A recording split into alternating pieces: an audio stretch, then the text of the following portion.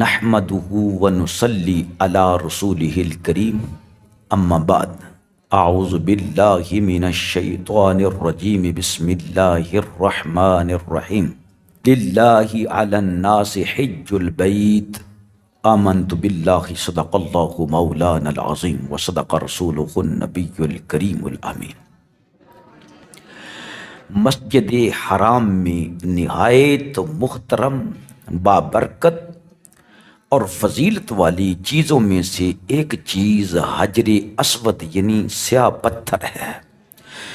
جو کعبۃ اللہ کے ایک کونے میں نصب ہے، مشرق کی جانب، مشرقی دیوار پر۔ یہیں سے بیت اللہ کے طواف کی ابتدا ہوتی ہے اور یہیں طواف ختم ہوتا ہے۔ بعض احادیث میں اس کے لیے رکن یعنی کنارے یا کونے کا لفظ آیا ہے جہاں سے طواف شروع ہو، بعض میں اسے حجر یعنی پتھر کہا گیا ہے اور بعض احادیث میں اس کا نام حجر اسود آیا ہے یعنی سیاہ پتھر، اور عام طور پر یہی نام اس پتھر مبارک کا معروف اور مشہور ہے۔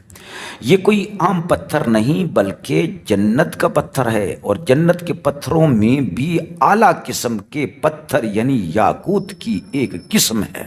حجر اسود جنت کا یاقوت ہے۔ ابتدا میں یہ نہایت روشن اور دودھ سے زیادہ سفید تھا۔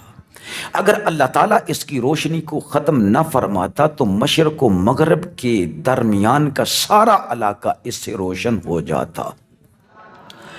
اس کی تیز روشنی کے سبب کوئی اسے نگاہ بھر کر دیکھ بھی نہ سکتا، چونکہ اسے دنیا میں لوگوں کے درمیان رہنا تھا، اس لیے اللہ تعالیٰ نے اس کی روشنی کو ختم فرما دی اور اسے بے نور کر دیا ظاہری طور پر۔ بعض احادیث میں یہ صراحت بھی آتی ہے کہ بنی آدم کے گناہوں نے اسے بے نور اور سیاہ کر دیا ہے۔ حضرت سیدنا عبداللہ بن عباس رضی اللہ تعالی عنہ حجر اسود کے بارے میں رسول اللہ صلی اللہ علیہ وسلم کی حدیث مبارکہ ارشاد فرماتے ہیں، حجر اسود جنت سے ہے۔ حضرت انس رضی اللہ تعالیٰ عنہ سے مروی ایک حدیث کے الفاظ کچھ اس طرح ہیں کہ حجر اسود جنت کے پتھروں میں سے ہے، اور حضرت عبداللہ بن عمر ابن العاص رضی اللہ تعالی عنہما سے روایت کرتے ہیں کہ انہوں نے رسول کریم صلی اللہ علیہ وآلہ وسلم کو یہ ارشاد فرماتے ہوئے سنا۔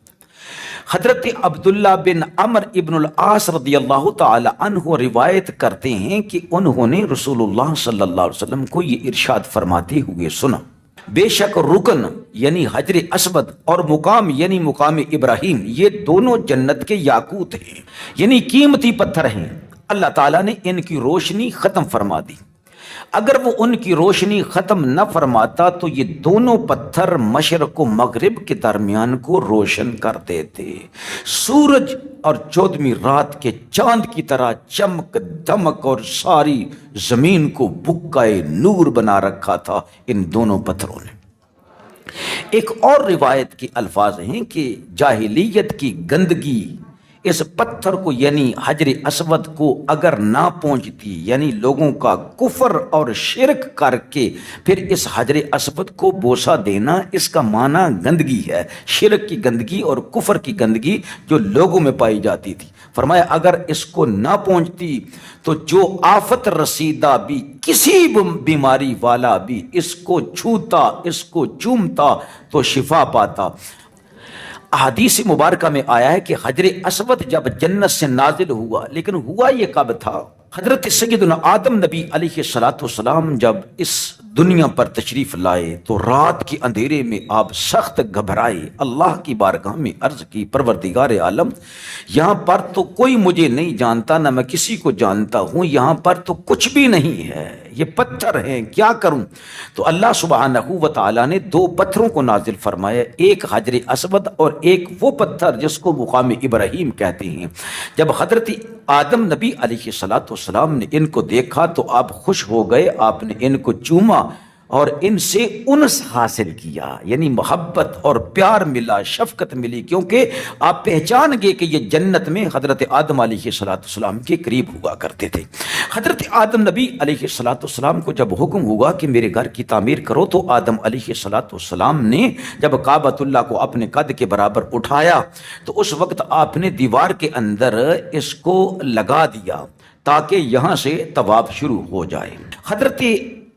حدیث مبارکہ میں آیا ہے کہ حجر اسود جب جنت سے نازل ہوا تو نہایت سفید تھا، دودھ اور برف کی سفیدی بھی اس کے مقابلے میں کم تر تھی۔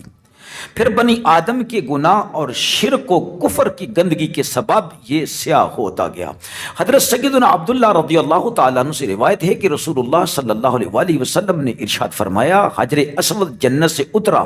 اس حال میں کہ وہ دودھ سے زیادہ سفید تھا، پھر بنی آدم کے گناہوں نے اسے سیاہ کر دیا، جس طرح کہ اس کا نام حجر اسود ہے۔ ایک روایت میں اسے برف سے زیادہ سفید کہا گیا ہے۔ حضرت سیدنا عبداللہ بن عباس رضی اللہ تعالی عنہ سے مروی ایک حدیث کے الفاظ کچھ اس طرح سے ہیں کہ حجر اسود ابتدا میں برف سے زیادہ سفید تھا، یہاں تک کہ بنی آدم کی خطاؤں نے اسے سیاہ کر دیا۔ گناہوں سے بندہ کا دل سیاہ ہو جاتا ہے۔ بعض اہل علم نے حجر اسود کی سیاہی سے اس نقطے کی طرف اشارہ کیا کہ پتھر جیسی سخت چیز پر انسان کے گناہوں کا اثر ہوتا ہے۔ پتھر جیسی سخت چیز پر انسان کے گناہ اثر انداز ہوتی ہیں تو انسان کا دل کیوں کر اس سے متاثر اور سیاہ نہ ہوگا؟ وہ گوشت کا ایک ٹکڑا ہی تو ہے، لہذا انسان کا دل بھی گناہ جب انسان کرتا ہے تو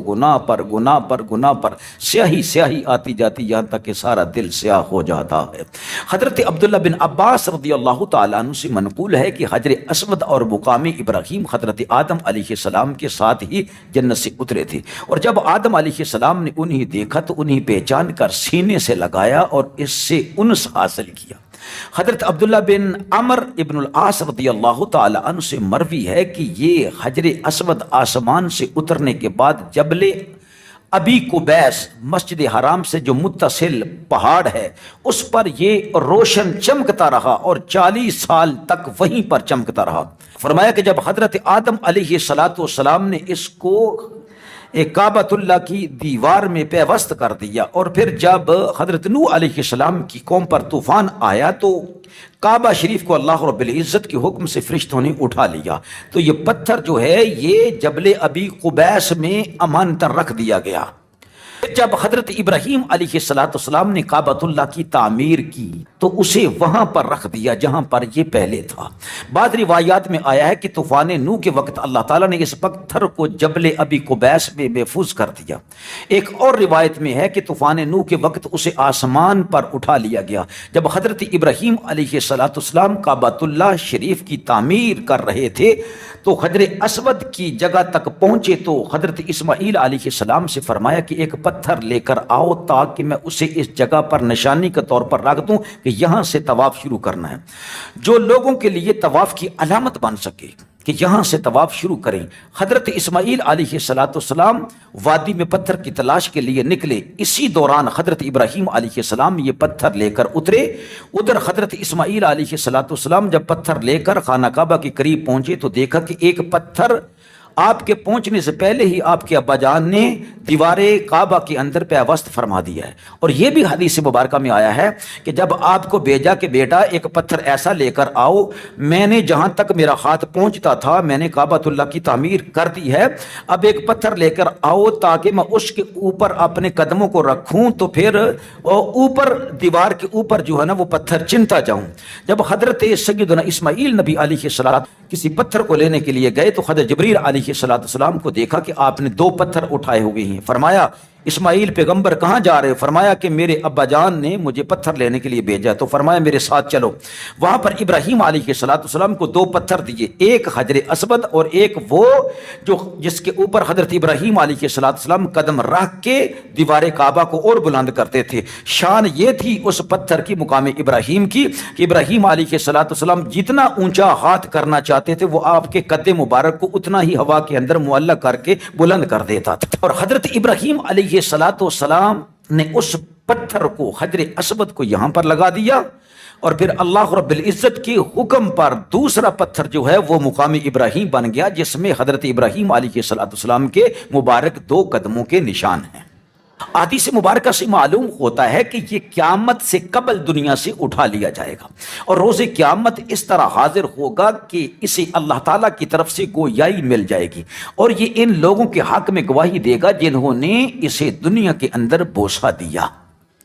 حضرت عبداللہ بن عباس رضی اللہ تعالیٰ عنہ روایت کرتے ہیں کہ اللہ کے رسول صلی اللہ علیہ وسلم نے ارشاد فرمایا، اللہ کی قسم، اللہ اس کو قیامت کے دن ضرور اس طرح اٹھائے گا کہ اس کی 2 آنکھیں ہوں گی جس سے وہ دیکھے گا، اور زبان ہوگی جس سے وہ کلام کرے گا، اور جن لوگوں نے حق کے ساتھ اس کا استعلام کیا ان کی گواہی دے گا، یعنی ان کو شفاعت کر کے جنت میں لے جائے گا، ان کو بخشوا دے گا۔ حجر اسود کی ایک فضیلت یہ بھی ہے کہ اس کو چھونا گناہوں کا کفارہ اور معافی کا ذریعہ ہے، نیز یہاں دعائیں قبول ہوتی ہیں۔ حضرت عبداللہ بن عمر رضی اللہ تعالی عنہ ایک روایت اس طرح نقل فرماتی ہیں کہ اللہ کے رسول صلی اللہ علیہ وسلم حجر اسود کی طرف متوجہ ہوئے اور اپنے دونوں ہونٹ اس پر رکھ کر بہت دیر تک روتے رہے، پھر پیچھے مڑے تو دیکھا کہ حضرت عمر بن خطاب رضی اللہ تعالی عنہ بھی رو رہے ہیں۔ رسول اکرم صلی اللہ علیہ وسلم نے حضرت عمر رضی اللہ تعالی عنہ سے مخاطب ہو کر فرمایا، اے عمر، یہاں آنسو بہائے جاتے ہیں، یعنی یہ رونے کی جگہ ہے۔ حضرت عمر رضی اللہ تعالی عنہ نے ایک بار حجر اسود سے مخاطب ہو کر فرمایا، بے شک میں جانتا ہوں کہ تو پتھر ہے، نہ نقصان پہنچا سکتا ہے اور نہ نفع۔ اگر میں اپنے حبیب رسول صلی اللہ علیہ وسلم کو نہ دیکھتا کہ آپ نے تجھے بوسہ دیا ہے تو میں تجھے کبھی بھی بوسہ نہیں دیتا۔ جب یہ ارشاد فرمایا تو حضرت سیدنا علی المرتضیٰ شیر خدا رضی اللہ تعالیٰ عنہ وہاں پر موجود تھے، تو آپ نے کہا، یا امیر المومنین، ایسا نہیں ہے، میں نے اللہ کے رسول صلی اللہ علیہ وسلم سے سن رکھا ہے کہ یہ پتھر نفع دیتا ہے اور یہ لوگوں کو جنت میں لے کر جائے گا، یہ لوگوں کے گناہوں کو بخشوائے گا، یہ گناہ ہی ہیں لوگوں کے جن کی وجہ سے یہ پتھر سیاہ ہو گیا ہے۔ تو حضرت عمر فاروق رضی اللہ تعالی عنہ نے فوراً اپنی رائے سے رجوع فرمایا۔ جی تو پیارے دوستو، معلوم ہوا کہ یہ کالا پتھر خانہ کعبہ میں جو لگا ہوا ہے، مقدس پتھر جسے حاجی دوران طواف بوسہ دیتے ہیں، یہ خانہ کعبہ کی جنوب مشرقی دیوار میں قد آدم کے برابر نصب ہے۔ پتھر کا عرض تقریباً 7 انچ ہے، قریب سے دیکھیں تو 12 سے زیادہ ٹکڑوں میں منقسم نظر آتا ہے، جنہیں کسی مسالہ سے جوڑا گیا ہو، شاید کسی زمانے میں یہ ٹوٹ گیا ہو اور پھر بعد میں اس کو جوڑا گیا ہو۔ پتھر کی ماہیت معلوم کرنا بہت مشکل ہے، کیونکہ مبارک حاجیوں کے بوسوں سے اس کی سطح عجیب سی ہو گئی ہے اور رنگ بھی مٹیالہ سا ہو گیا ہے۔ اس کے گرد چاندی کا گول چکر بنا ہوا ہے جس میں سونے کی آمیزش کی گئی ہے۔ حجر اسود کہاں سے آیا، یہ سب معلومات میں نے آپ لوگوں کے سامنے پیش کر دی ہیں۔ یہ پتھر شروع سے ہی دیوار کعبہ میں موجود تھا، لیکن جب 606 عیسوی میں جبکہ حضور اکرم صلی اللہ تعالی علیہ وآلہ وسلم کی جوانی کا عالم تھا، یہ سیلاب سے کعبہ کی عمارت کو نقصان پہنچا تو قریش نے اس کی دوبارہ تعمیر کی۔ اس تعمیر کے اندر حضرت صلی اللہ علیہ وآلہ وسلم نے بھی حصہ لیا۔ جب دیواریں آدمی کے قد کے برابر ہو گئیں، یہاں تک پہنچ گئی، تو حجر اسود رکھنے کا مسئلہ پیش آیا تو قبائل میں جھگڑا ہو گیا۔ ہر قبیلے کی خواہش یہ تھی کہ یہ سعادت اسے ہی نصیب ہو۔ رسول اقدس صلی اللہ علیہ وآلہ وسلم نے اس کا نہایت منصفانہ اور عادلانہ فیصلہ فرمایا۔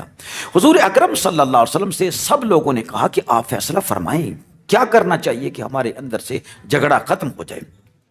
نبی مکرم صلی اللہ علیہ وسلم نے ارشاد فرمایا، جو صبح سب سے پہلے مسجد حرام میں آئے گا یہ اس کا حق ہوگا۔ لہٰذا سرداران جب کعبۃ اللہ میں پہنچے تو ہر کسی کی زبان پر یہی تھا کہ صادق الامین ہم سب سے پہلے آ گئے، صادق الامین ہم سب سے پہلے آ گئے۔ نبی اکرم صلی اللہ تعالی علیہ وآلہ وسلم نے چادر مبارک بچھائی۔ آپ نے تمام قبائل کے سرداروں سے فرمایا کہ اس چادر کو اٹھاؤ، اکٹھے مل کر جب وہاں اس مقام کے برابر لے آئے جہاں پر حجر اسود کو پیوست کرنا تھا، تو نبی اقدس صلی اللہ علیہ وسلم نے اپنے مبارک ہاتھوں سے اس پتھر کو وہاں پر پیوست کر دیا۔ سب لوگ خوشی کے مارے جھوم اٹھے اور کہنے لگے کہ واہ واہ صادق الامین، آپ نے ہم سب کو قتال سے بچا لیا ہے۔ حضرت سیدنا عبداللہ بن زبیر رضی اللہ تعالیٰ عنہ کے زمانے میں کعبے میں آگ لگ گئی، جس سے حجر اسود کے 3 بڑے ٹکڑے ہو گئے، نیز کئی چھوٹے چھوٹے ٹکڑے بھی ہیں جنہیں حضرت زبیر رضی اللہ تعالیٰ عنہ نے چاندی میں مڑوا دیا۔ 1268 ہجری میں سلطان عبد المجید خلیفہ ترکی نے اسے سونے کے فریم میں مڑ دیا، اور 1281 ہجری میں سلطان عبد العزیز نجدی وہابی نے اسے چاندی کے فریم میں لگوا دیا، اور 1367 میں اس فریم کی اصلاح بھی کی گئی۔ اللہ رب العزت حق بات کہنے کی اور اس پر عمل کرنے کی توفیق نصیب فرمائے۔